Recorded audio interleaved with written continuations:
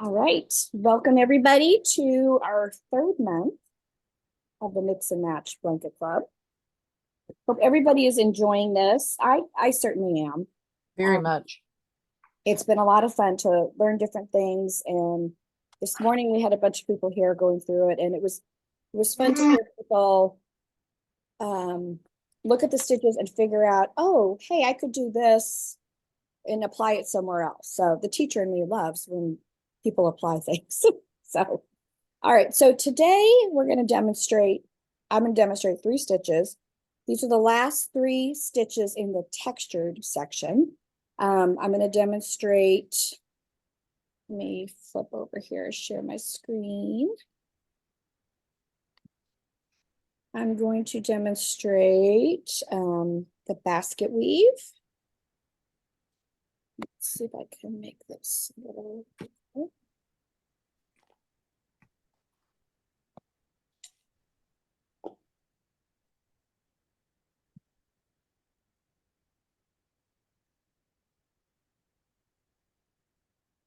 There's Kim looking at us from my screensaver. Okay, so the basket weave, which is number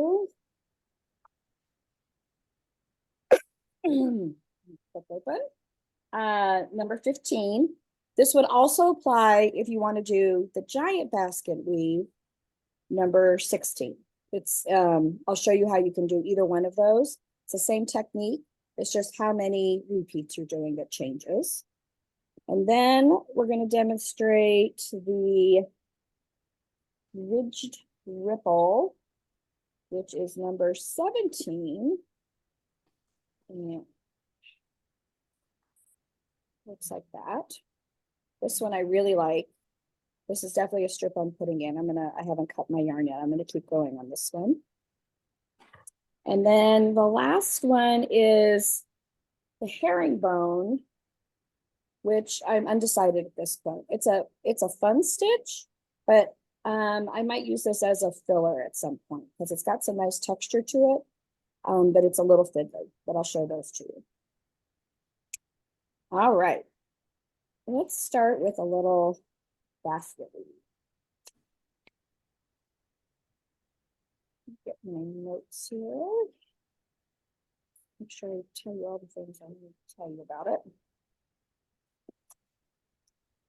Okay. So if you've been following along, you know, if you are, I'm choosing to do my beginning as a, let's see.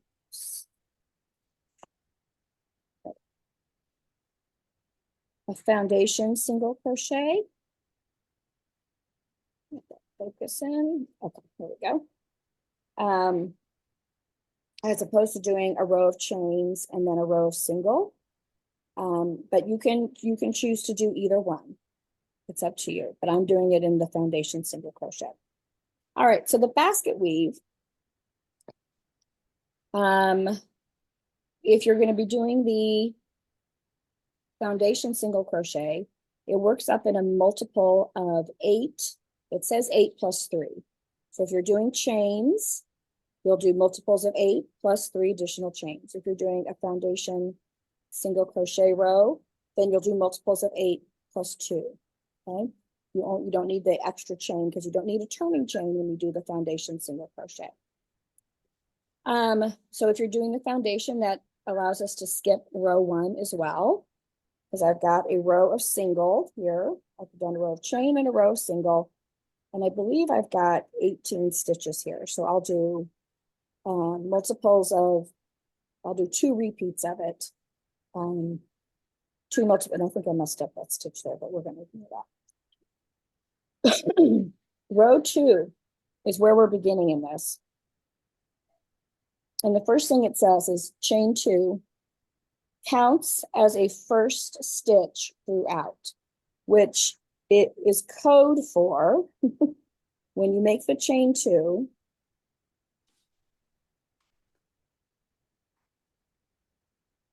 And I like to chain before I turn. So when I make, so this is going to count as my first stitch. which means I am not going to be putting a stitch right here beneath the chain. This is going to count as my first stitch. It also means that I'm probably going to be putting my last stitch of the next row in the top of this chain too. Okay, those are clues. When it tells you that it's going to count as a stitch, that's generally what you can look for, is that you're not going to be going into the very next stitch unless it wants you to increase. And when you come back to the end, when you work across and work your way back, your last stitch of the next row will be going into the top of the chain too. So I recommend, if you are newer to this, we're going to mark the top of this chain two after I make my first stitch. All right, so let me read row 2 again. Chain 2 counts as a first stitch throughout. Skip the first stitch, put 1 double in the next stitch and all other stitches. So I'm going to skip the first one. And I'm going to make a double. And now that I've made my first stitch, so here's the top of that double crochet I just made. And the very next chain next to it is the top of the chain 2. So I'm going to put a little marker there. So as I work across this row, and then I do the next row and come back, my last stitch is going to end up going into this space. And if we look forward to row 3, the very end of row 3 says to do 1/2 double crochet in the top of the chain 2 turn, which is what they mean right here. So if you have a hard time recognizing where to go, put a marker in it as soon as you make it, or after you make that first stitch, and then you won't have to wonder where it is.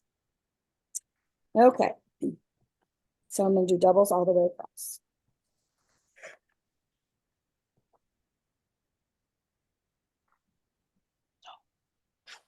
Don't hesitate. If you've got questions as I'm doing this, let me know.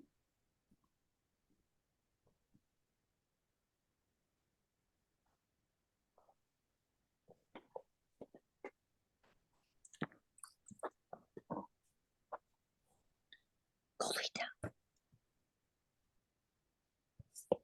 I am laying down. My puppy's Yes, been good all day until now. of course.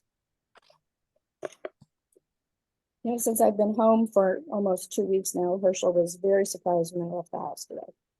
Like, you stay here with me now. Yeah. Okay. Get your ball. Go get your ball. Double, double. How many people do you have making this blanket? I think I counted about 35. Oh, wow. That's awesome. Yeah, which is great. Heck yeah. Okay, so I've got my row of double crochet all the way across. That was row 2. Row 3, chain 2 and turn. And since I know it's gonna, I'm gonna go ahead and mark my chain 2, the top of that chain 2. Row 3 says skip the first stitch, and we're going to do 4 front post double crochet. That's the 4 FPDC. And then we're going to do 4 back post double crochet all the way across to the last stitch. And we'll put a 1/2 double crochet in this, in the top of the turning chain. Turning chain. Okay, so front post double crochet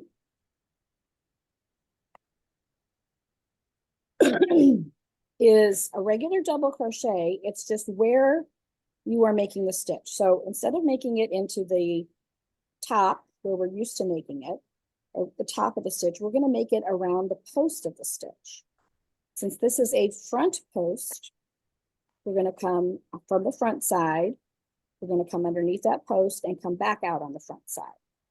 Okay, so that's where we've entered the stitch.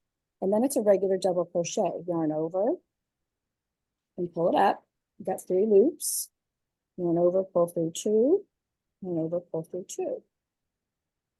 And what that ends up doing is it looks like it is extending the double crochet that we previously made. So I'll do that again. Yarn over from the front underneath the post of that double to the front again. Yarn over, pull through two, pull through two. So it extends it forward. What it also does is here's the top of the stitches that we skipped. It pushes those to the back. It'll be a little more clear as we make a couple more of these. So I'm supposed to do 4 of these, so that's 2. So make sure you're not skipping any posts. 3, and I think we did front post last week as well, or last week. There's 4. Now we're going to do 4 back post. Yarn over. So instead of coming from the front around the post and back to the front, we're going to come from the back around the post into the back again. It's a little more fiddly. It's almost a little easier if you kind of fold over the top of the stitch.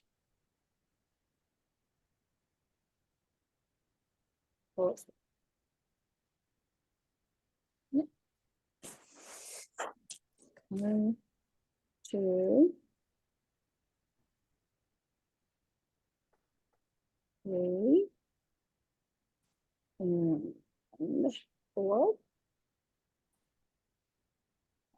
And what it did, instead of pulling, extending that double crochet, it actually did the reverse of what we just did. If I were to flip this over, these are the back posts I just made. On this side, they look like front posts.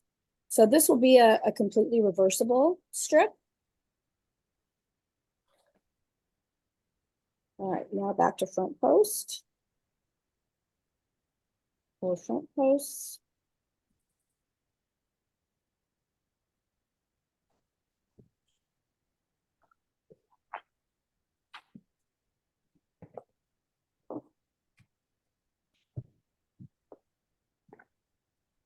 And 4 back posts. And if I've done my counting correctly, it should leave me then with 1 last stitch. Actually, right here. I did it right. Front post. Yeah.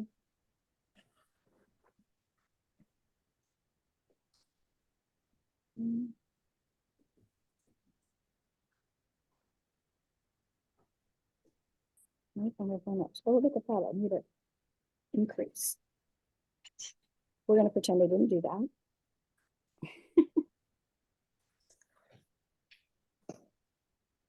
And 4 front posts. Oh, you know what? I flipped it over. That's why. Nope. Front post, back post, front post, back post. And then a half double crochet in the turning chain. So I'm just going to ignore that I have an extra in there.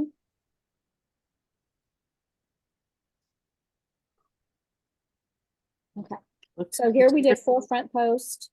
The 4 back posts. Here's the top of the stitch that we skipped and we went to the back post, and it pushes it this way and makes it look like a little horizontal line. So your post stitches make the vertical lines on this side. Oh. Flip it over, it makes the horizontal stitches on the other side. Oh. Okay. Cool. So that is row 3. Row 4 is to repeat row 3. I'm going to take these out. So chain 2, 1, 2, and turn. Start with my front post. Skip the first stitch and go into the front post. Now, what you want to make sure you do here, there was the row of double crochet we did first, and here was the row of post stitches we did second. When you're doing this next row, make sure you're going around this uppermost post. I turn it from the side. You don't want to dip all the way down here. It won't bring the stitch up enough. You want to come around this post of the row you just finished. And one.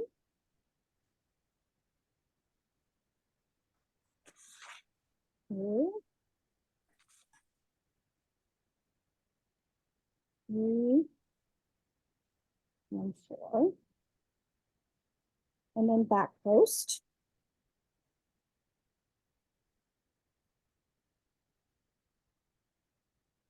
And you just want to make sure you're not skipping a post.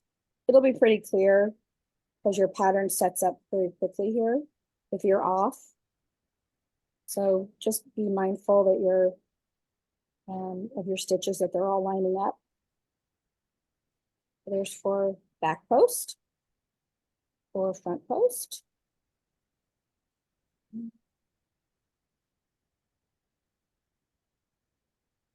2, 3, 4, and 4 back post.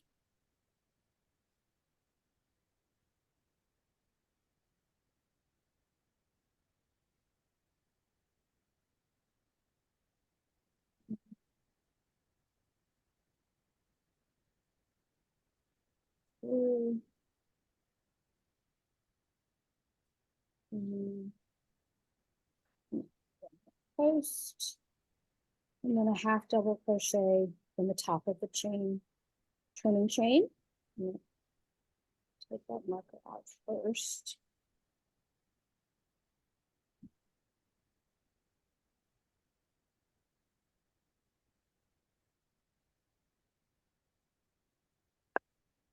So there is the end of row 4, which is a wrong side row.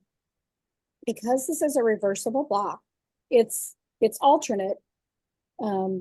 It's reversible, but on this side, it begins with front posts, and this side, it begins on front posts. But you need to know which is your right and your wrong side. If you stop in the middle, you might end up making this side too long or not long enough.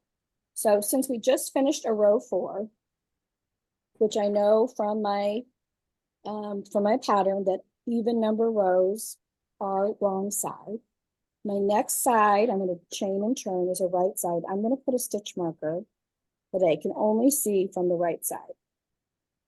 This way, if I put it down, I know if I'm ready to start a wrong side row or a right side row. The next 2 rows, 5 and 6, are a reverse of what we just did. So instead of starting with front post stitches, we're going to start with back post stitches.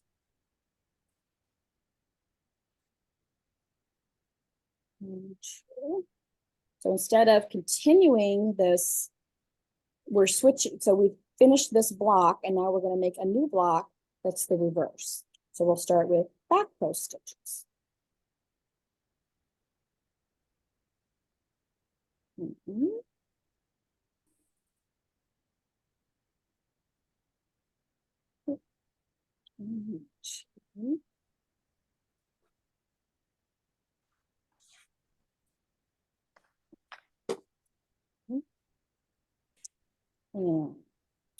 3.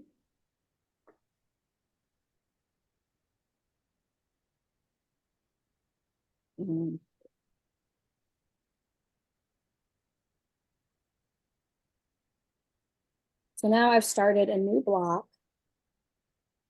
This block is complete, so it's got my vertical lines going this direction, and now I'm starting horizontal lines in that block. This block previously had horizontal lines. Now we're going to start vertical lines for front post.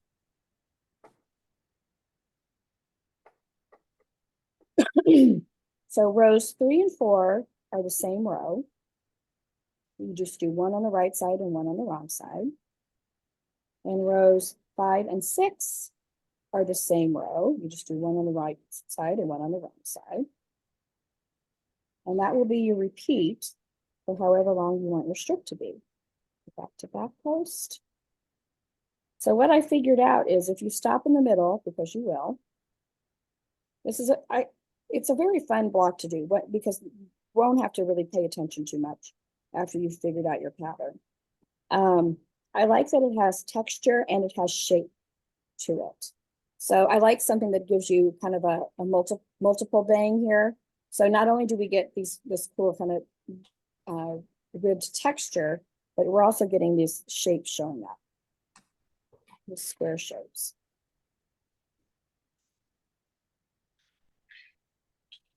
I'll show you how to tell which row we're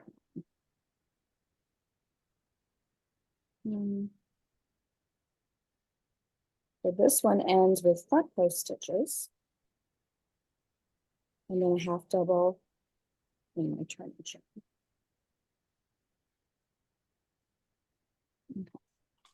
So if I were to put this down and then walk away and come back and not have marked my pattern as to which row, you can write this down. So rows 3 and 4 always begin the row with front post stitches. Okay? And rows 5 and 6 always begin with back post stitches. So I know that this, where my marker is a right side. So I know my next row is going to be a wrong side. So I know it can only be one of two rows. It can either be row 4 or row 6, because the wrong side rows are either row 4 or row 6. And if I'm supposed to start with front post stitches, if that looks like what's supposed to happen, then it would be a row 4. If it looks like I'm supposed to start with back post stitches, it would be a row 6. Does that make sense? Mm-hmm. So I know because these are front post stitches. I'm done with those here. I've done my first setup of back post stitches. I know this row needs to start with back post stitches. It must be a row 6. Okay. If I finished on a right side row, or ready to start a right side row, and I wasn't sure, see, I finished, the last thing I did here was back post stitches, then I know I would be ready to start a row 5. So by having your right side and wrong side marked, because you won't be able to tell, having it marked will keep you in line, and you can narrow down which row it is you're supposed to do. Does that make sense the way I worded it? It made sense in my head. So you're always going to skip. I'm going to do the last row here. You're always going to skip the first stitch and put a half double crochet in the last stitch of your turning chain. So that's where your repeat comes from. It's multiples of 8. So 4 and 4, 4 and 4, plus 2. 1 of the skip stitches and 1 for your turning chain. That's the 18 that I started. All right, back post.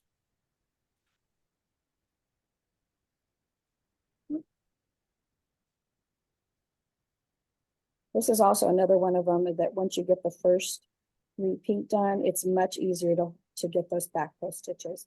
It can be a little fiddly when you don't have much fabric to put into. And I do think it's a little easier just to kind of bend it over. 1, 2, 3, 4.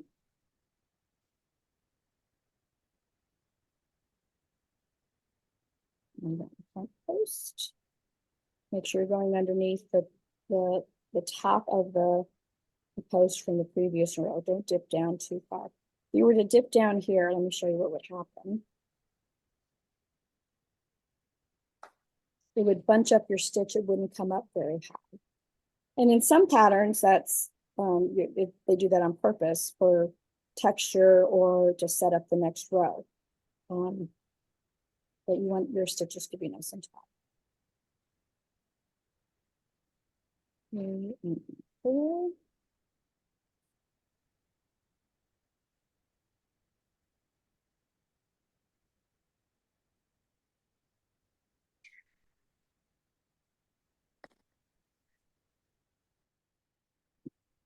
post.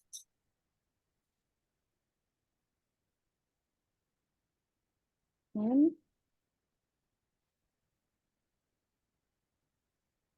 Two. Three. Four. And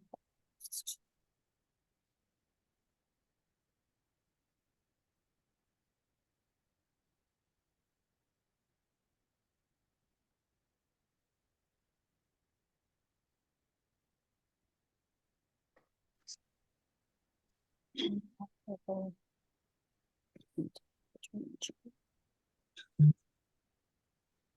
Okay, so there's a full repeat of rows, or setup Very nice. row and then rows 3 through 6. Mhm. So if I were to put it down, I know I'm ready to start a right side row. I've got, so every box is going to have 4 vertical lines and then 2 horizontal lines, 4 and 2. This already has 2.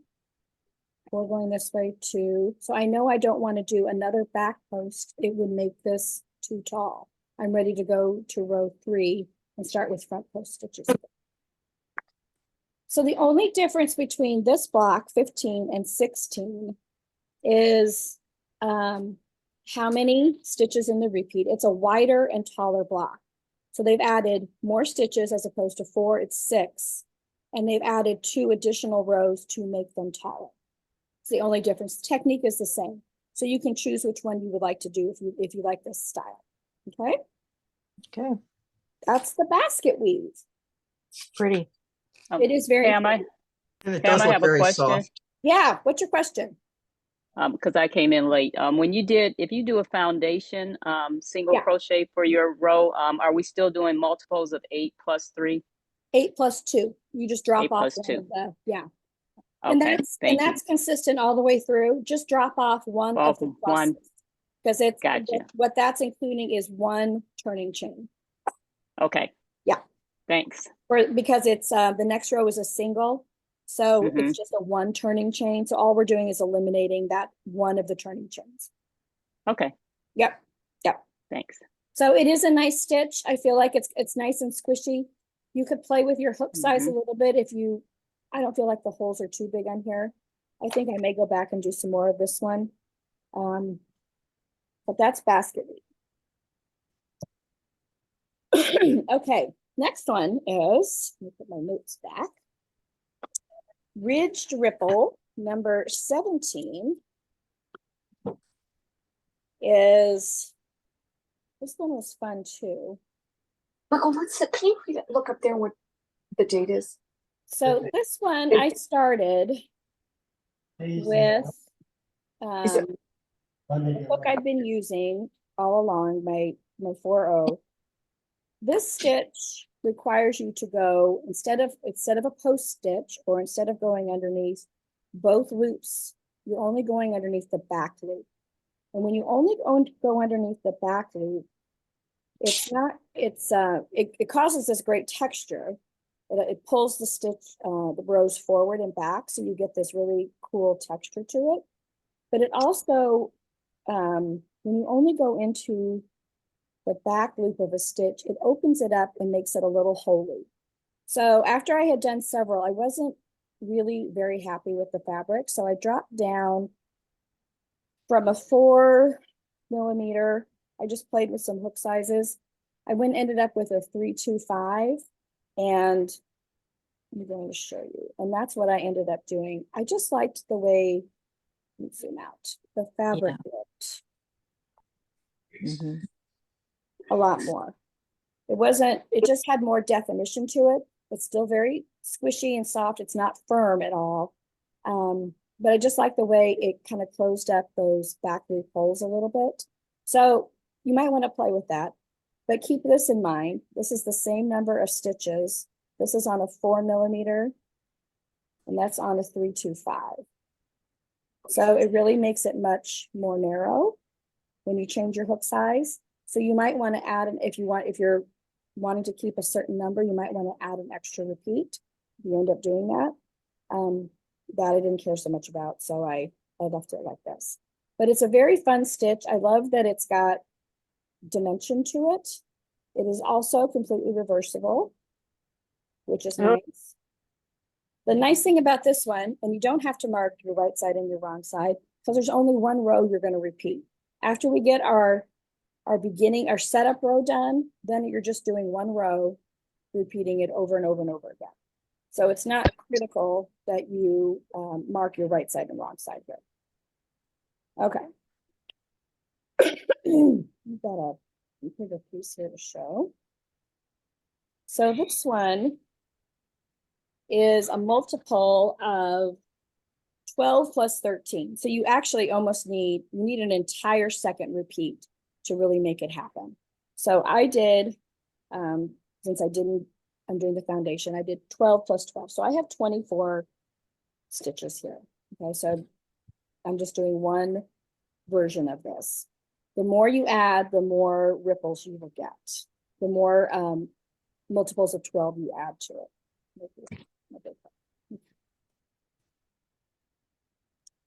All right, so this one, let's look at the pattern real quick.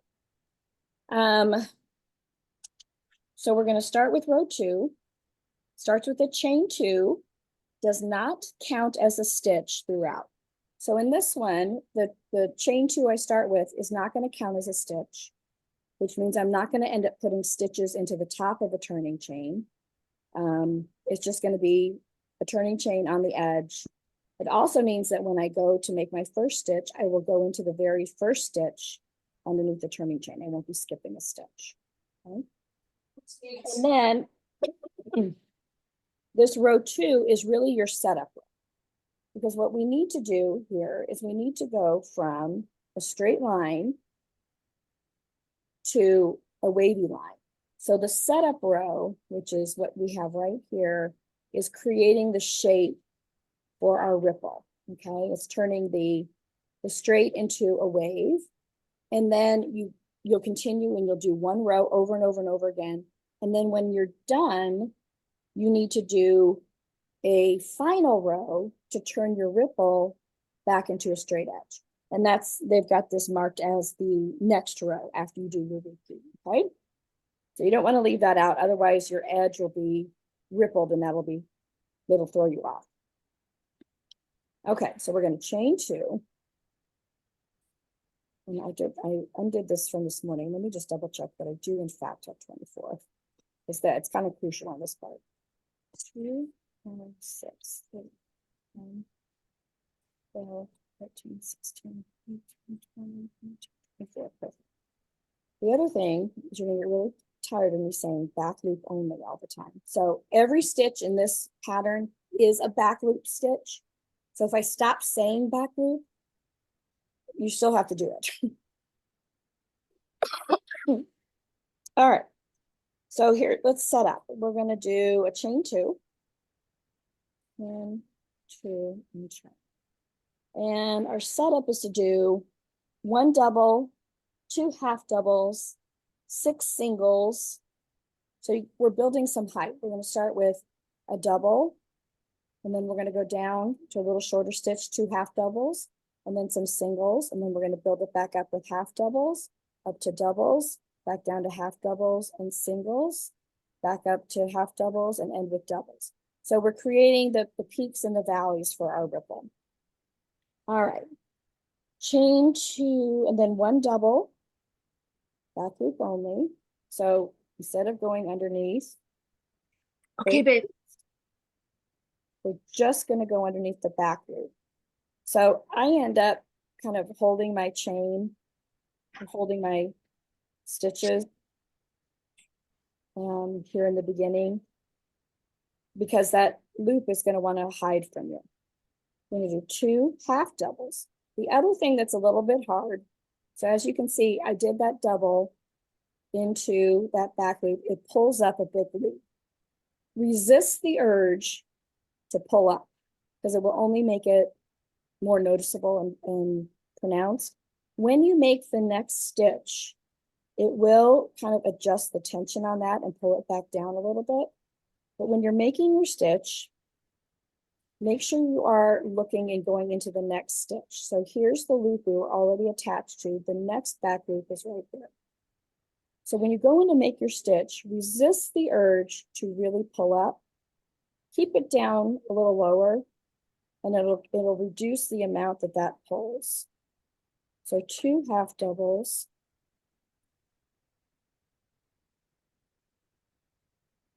And you can see it already has started to pull it back down. So as you make the next stitch, it pulls the tension from what you had over here and brings it back down. But try to resist the urge to really pull out. Then we're going to do 6 singles, back loop only. 1, 2,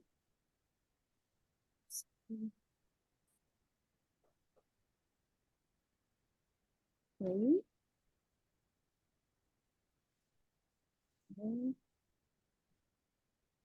4, 6. I'm going to do 2 half doubles. 1,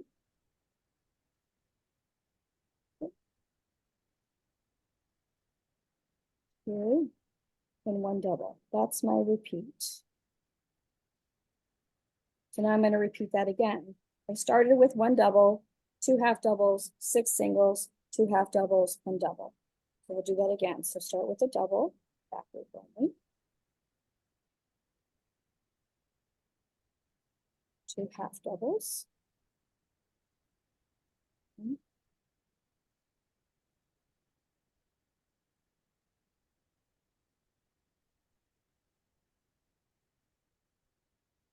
1, 1 is the same color. 6.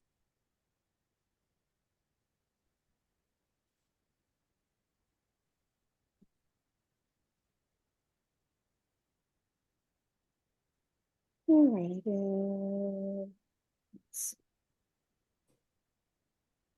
single, 2 half doubles, double, 2 half doubles, 6 singles.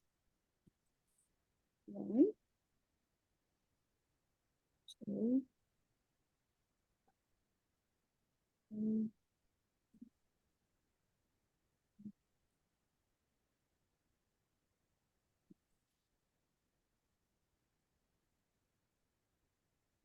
6, 2 half doubles, you end with 1 double.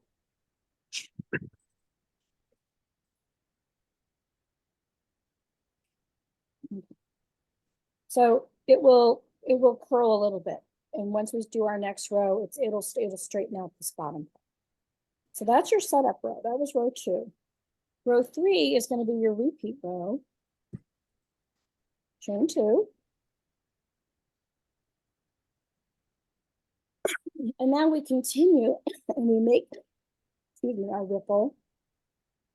And I'll drop all ready to go.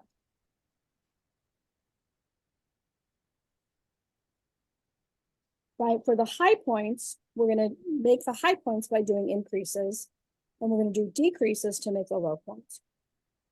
So the very first thing we do in row 3 is we chain 2 and we do 2 double crochets, back loop only, in the first stitch. So we're going to do an increase. 1, and since that chain 2 does not count as a stitch, you have to do 2. Okay, there's my increase. From now on, it's all going to be double crochets. No more half doubles and singles. That was just in your setup. Then I'm going to do 3 doubles. 1. Again, back loop only. You could do this not back loop, but what you won't get is you won't get that dimension to it. You'll just get the ripple. So there's 3. And then we're going to do double crochet 2 together 2 times. So to do a double crochet 2 together, which is a decrease, we'll go in the next back loop, start a double crochet by yarning over and pulling through 2. So I've done the first part of a double crochet. Don't finish that one. Yarn over, go into the next stitch, pull up a loop, yarn over, pull through 2. and you've done the first part of another double crochet. So this was the loop that was on our hook to start. We started a double, we started another double, and when I'm down to, when I've got the 3 loops on my hook, I can yarn over and finish them. And what that does is it took this stitch and this stitch and turned it into just 1 stitch. Okay, and I have to do that twice. Make the first part of another double. Make the first part of another double. Finish them together. And there's another decrease. Then I'm going to do 3 double crochets. 1, 2, 3. Now I'm back up to a peak, so I'm going to put 2. I believe it says 2 double crochets in the next stitch. I'm going to do that 2 times. And yarn over, go into the same back loop. Do an increase. And do it again. 1, 2. And do 3 doubles. 1, 2. And back to a valley again, so I'm going to do a decrease. First part of 1, first part of another. Do all of them and do it again.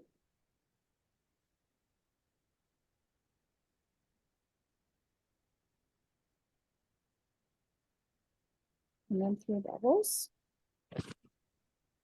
1, 2, 3. And I have 1 stitch left right there because I don't count my turning chain. I have 1 stitch left, and I believe it's I put two doubles in the last stitch. So another increase. So we've done all this increasing and decreasing, but we have not changed our stitch count at all, because every increase is paired with a decrease. So we had an increase right in the beginning, and then we had 2 decreases right here, and then we had 2 increases here at the top, and we had 2 decreases right here, and then we had 1 more increase. So this first increase cancels out this first decrease.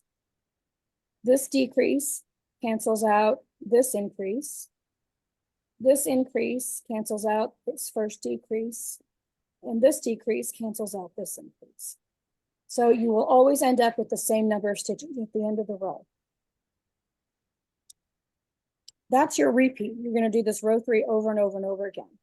You increase, you put 3 doubles. You decrease, you put 3 doubles. You increase, you put 3 doubles. You decrease, you put 3 doubles. There's always 3 doubles in between every series of increases and decreases. I haven't had to look at this pattern in a while because it becomes pretty mindless, which is kind of fun because it's not boring. Just remember to go into the back loop. Start with a chain 2 and you do an increase in the first stitch, and I'll do 3 doubles. 1, 2, and 3. And now I'm heading up. So that was we start with that kind of a peak on the side. Now I'm hitting a valley, so I got to do some decreases. Beginning of 1, beginning of another. Finish them up. Repeat. Beginning of 1.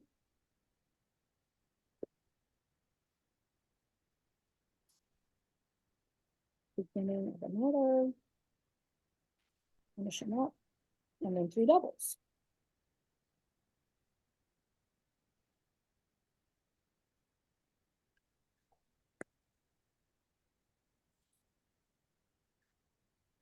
And it's long about this second row here that the shape really starts to show up. So here's a peak, we made a valley, now we're coming back up to another peak. I need increases to make the peak. So put 2 in the next one. I'll repeat that. 2 in the next one. There's lots of variations on this ripple or chevron, or how many increases you do at one time and how many decreases you do at one time will change the severity of the shaping. This is a pretty gentle, which I kind of like, keeps it nice and soft. All right, so there's my increase 1, increase 2, 3 doubles.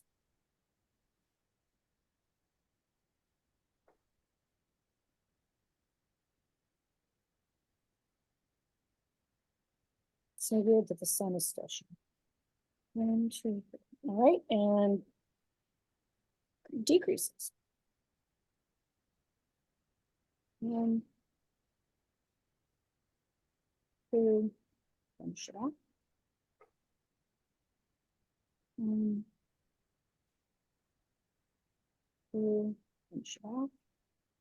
3 doubles. 1,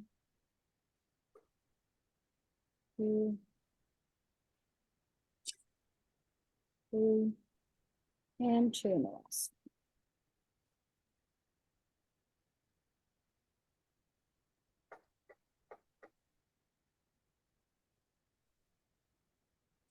So this starts to straighten out. The more you make it, it pulls it into shape. Your bottom straightens out. So here's our setup we did. And then you get these nice ripples. So here's one that's further along. So your peaks, you're starting with an increase, dipping down. You've got your decreases here, or increases are at the top, decreases here, and an increase here. So if you were adding more repeats, you finished with 2 doubles here, you would do another increase, and then you work your way down to another valley. So it's really, you can see 1 repeat here, and then half of it's here and half of it's here. That's how it starts. Are there any questions about the ridged ripple? Nope. So the only thing I found was it can be a little annoying once you get started to get that back loop only, but play with your hook size. If you're not happy with, you know, I do a nice big one like this, but even that, I feel like it tightened up pretty good. But play with the hook size a little and see if you like it a little firmer or not, because it can make a difference. Okay. Yep. The only other thing that some people said, and I think it's because of the way I crochet, I tend to go a little fast. Here's the increase I made. So here's my chain 2, and there's the increase. Make sure you're putting your last stitch in the top of the increase, not the chain 2. And that will keep your sides straight. So if you're, as you're working across a row, if you were a knitter, if you're not going into the turning chain, it almost looks like there's a little stopper here or a little purl bump. I always think it looks like a little purl bump. So I know this is my last stitch, and right down here is where the turning chain is. But if you're looking at it from the side, that can be really confusing. So take a second to look at the top. And if you're not sure, when you make your first double, put a stitch marker in it so you know where you're going to end. Because it's always going to be, you're always going to be making your last stitch into the top of the first double increase that we make right there. Okay. Okay, doke. All right, that's ridged ripples. The next one is herringbone, which is a little fussy, but the more I did it, the more I kind of got a little addicted to it. So Yeah. Oh. kind of open it up a little bit, it's a little bit of a zigzag to it. Oh, yeah. It See, depends on the texture of your yarn, how well it shows up, because I do think, and how tight you do it. right. It's got a really nice look, I think, on the book. This is number 21, I believe.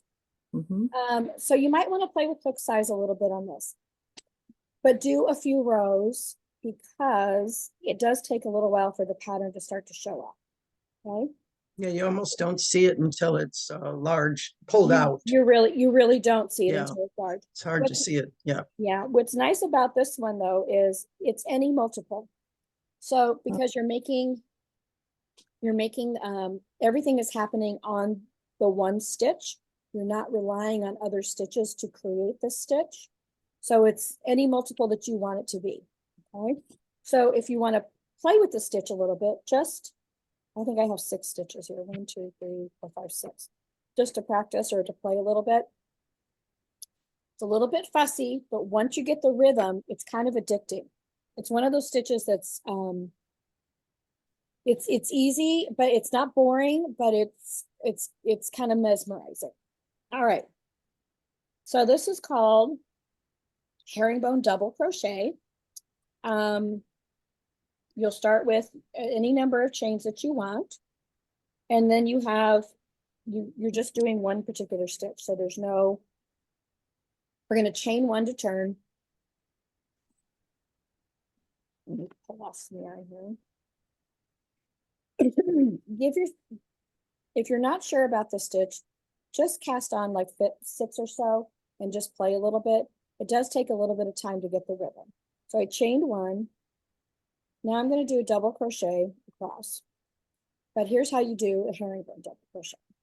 Yarn over, go into my stitch, pull up a loop, but don't stop there. Pull through the yarn over as well. Then yarn over, pull through 1, yarn over, pull through 2. That's the whole stitch. So it's yarn over, go into the stitch. When you put, usually as I'm describing it to particularly new people, it's to pull up a loop. Really, I want to pull up a loop and I want to keep pulling through 1 more. So I only have 2 loops on my hook. Yarn over, pull through 1, yarn over, pull through 2. Yarn over. This is the part you will miss, is that part right there, because it doesn't seem natural to keep going after you've pulled up a loop. And what's that stitch called? It's called herringbone double crochet. Oh, What gotcha. it's doing is it's adding a Oh, a big slant to the slant. stitch. And when you Ah, do the same thing on both sides, oh, it will slant the other direction. I see. Turn 1 and turn. Hitting that button. Pull through, turn over, chain 1. It's a thinker. I did do this, yeah, without that extra stitch, and I wasn't getting the angle, You're right. so it didn't quite. And that's what does it, yeah. And this is where I kept, until I got the rhythm, it's that first one that really throws you off. Pull through 1, pull through 2. So I think she describes it as insert your yarn into the hook, pull up a loop and pull through the next loop as well. Let me just finish this row. But there's a nice rhythm to it once you get going. But you get, but you could play with your hook size a little, but you get, it's almost kind of reminds me a little bit of macrame. But you'll get the design going back and forth.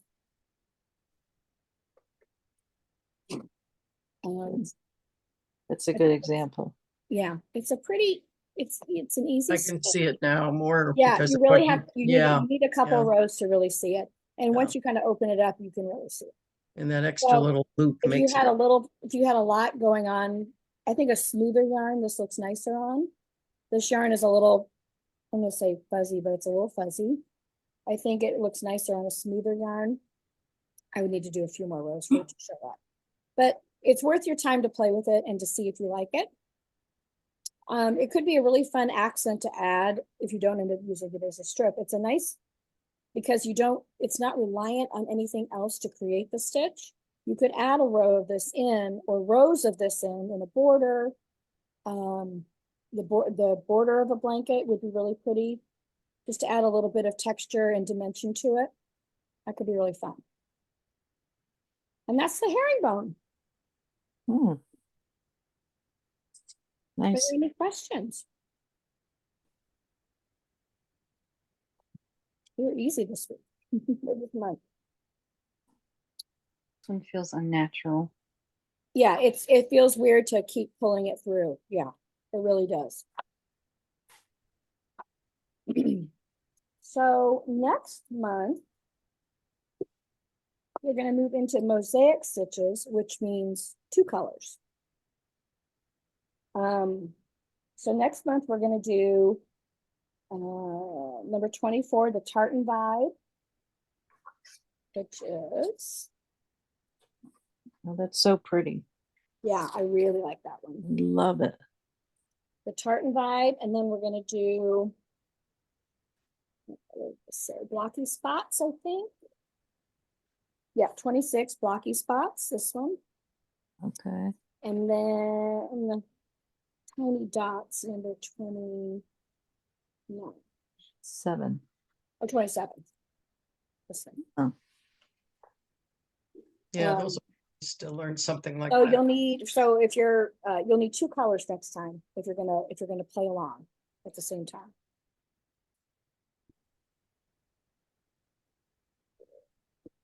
Are there any questions? I can't believe it actually ended on time. I know. Thank you. You're Looks like- very welcome. Thank you. Feel better. Yeah, I will, yeah, I yeah. will. I'm gonna go. Go have I'm your gonna go tea take and a- your lemon. I know it Yeah. exactly. Have my hot soup. There you go. Yeah. Yeah. Don't All forget right, your I will- shot of whiskey. Yeah, Thank well, you you. can't go wrong with that. You could just have the shot of whiskey and call it a day. Yeah. No, With you the gotta tea, have with the the tea. honey and the lemon and the whiskey. There Oh, you there you go. go. All the benefits. Good Yeah, combination. gotta have them Perfect. all. Yep. Perfect. Thank you. All right, night. you're Thank welcome.